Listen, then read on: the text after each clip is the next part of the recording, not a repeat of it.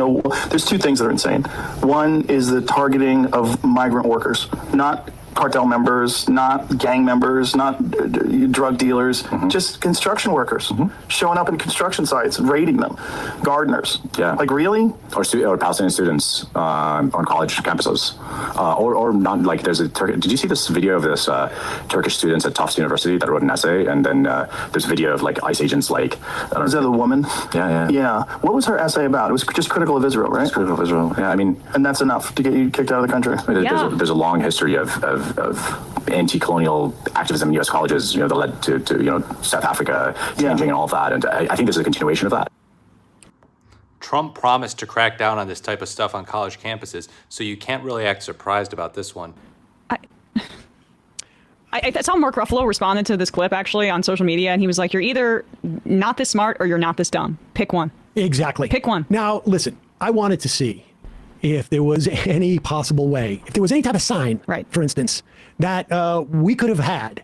But putting aside the Trump being a known liar for his entire political career, and that being arguably the defining characteristic about him as a public figure, say that Rogan believed, because they had a one-on-one conversation, that he has put that all behind him and he's a new man.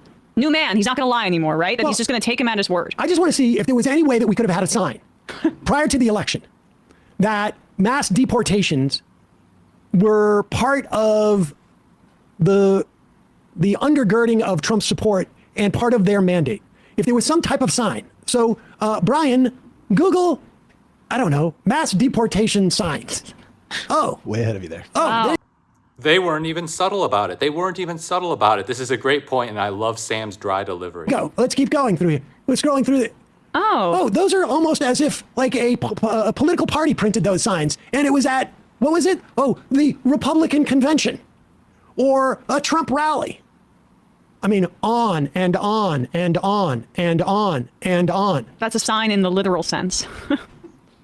I'm sorry. Like this, whatever it is that Joe Rogan thinks is depressing his viewership, and all of a sudden this indignation about this stuff. I mean, people have to understand, he's just a businessman.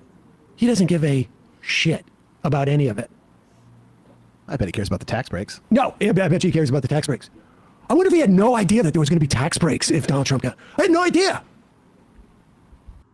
I'm not going to speculate on Joe Rogan's IQ, but he's being really stupid here. He's being really stupid. Holy cow. You look so dumb when you go out there and say, oh, they're bullying migrant workers. They're being bad to migrant workers. I thought they would just go after the criminals. Dude, there were so many signs. Mass deportations now. Those signs that said that. They didn't say mass deportations now except for people who aren't criminals. They were unequivocal. Mass deportations now. You lunkhead. You got what you voted for.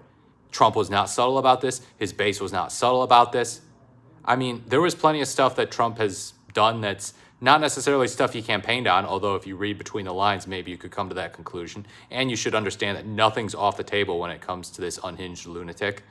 But yeah, dude, you are complaining about one of the most predictable things in the book. Something as predictable as the sun coming up in the east and setting in the west. Joe, look in the mirror. You have become a clown. Let me know what you think in the comments below. Thank you for watching.